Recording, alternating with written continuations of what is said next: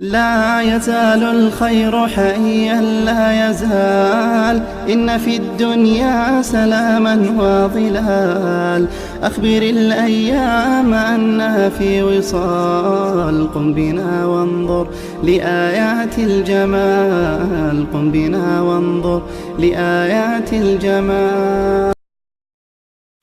sideed naftaada u qorshayn kartaa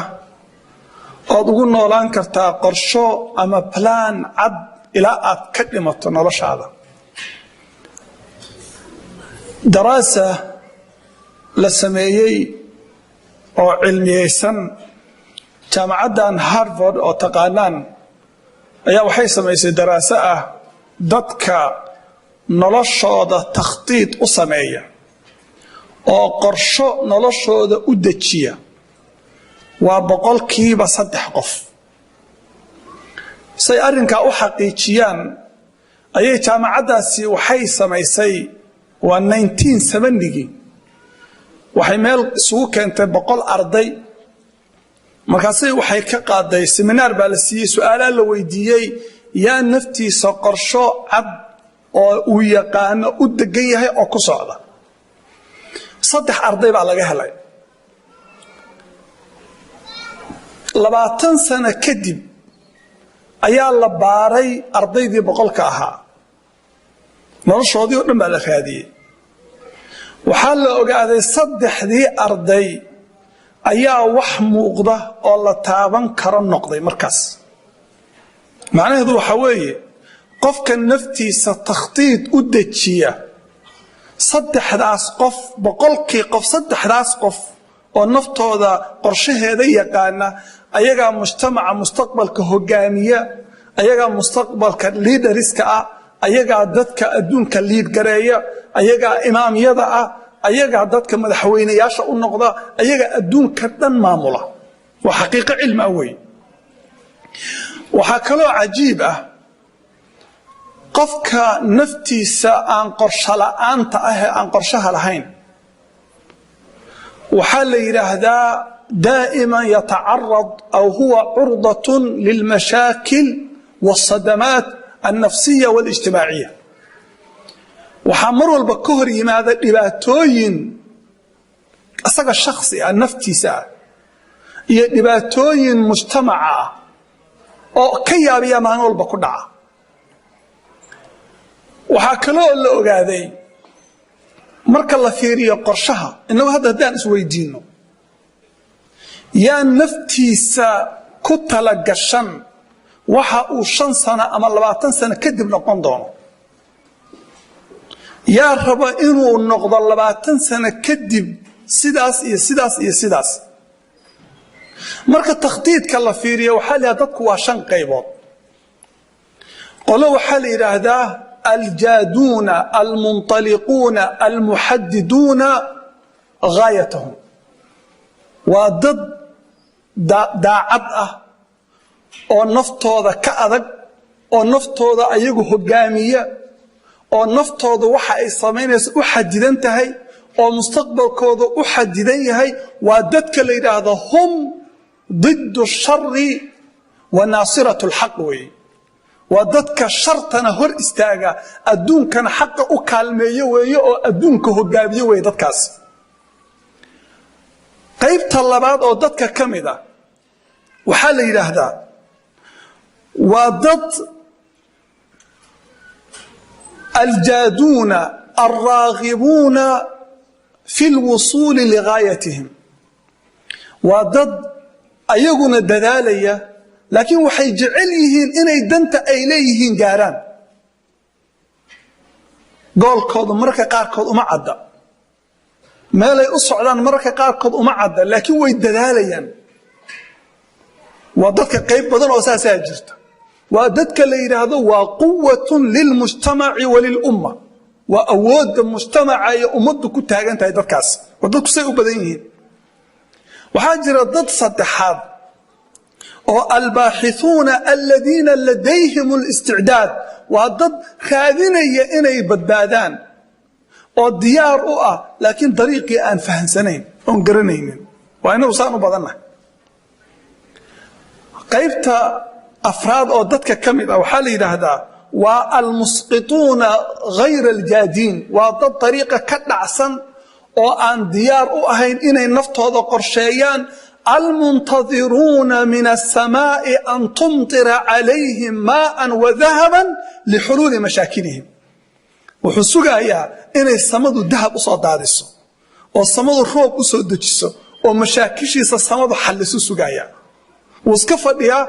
وفكريا دبا هيستا إنه كبح مرحبا ساسا ضد بدل ساسا أجر مشكلة أنها هيستا سانو كبحنا من نقانا إن كبحنا من ربنا ديار أمنيهن ما ديار قرونا qaybta dadka ugu dambaysa dadkaasi hada afraad waa dadka markaad wax barayso ama aad wax u sheegayso ama aad rabto inaad hogaamiso ugu dhibka badan way sababtoo ah qofan meel u socon oo ku wareeraysa qaybta dadka shanaad waxa la yiraahdaa al mutathabbitun way waa dad adiga niyada ka dilayaan marka tiraahdo war heed hal dadaal sahan la sameeyo wuxuu ku leeyahay war annaga sheekh way noo dhamaatay ard naga tag waxaad ka hadlayso waa riyo ku leeyahay waxba kama jira mareykan baa la yimid waa la wareersan yahay madaxa lagu socdaa waxba ma hayno naga tag ku leeyahay kuwaas ka carar meeshaad ku aragtay waxaan rabaa mas'ala inaan wax yar ka hadlo mas'aladaas waxa weeye marka aan leenahay waa inaad naftaada qorshayso waa inay laba arrimood ku cad yihiin ariga koowaad waxa weeye لابد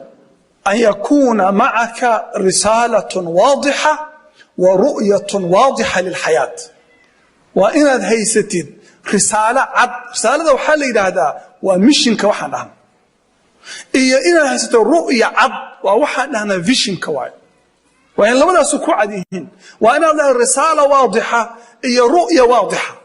وحرب إن تعريفية أنقاحة ما هي الرسالة وما هي الرؤية رسالة وحال هذا ووحى ليراهدو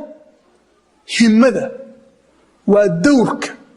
وطريقة أضربت إنها تكسعت إلى أتكلمت وطريق أن وقت كحد اثنين هدين لقويديو سي سهلا بوقفك وحولي هاي رسالتي في الحياة أن أعيش صعيدا وأدخل الجنة أنا رسالة إذا وحوي إن أنا راحيسنا أو قناعسنا ولا هذا عن جنة قالوا وحكولي قفك له رسالتي في الحياة أن أعلم وأعلم رسالة وحوي إن أنا وحبر تضد كنا وحبر وي وكلها يا أنبياء إله رسالة ضوء عضيد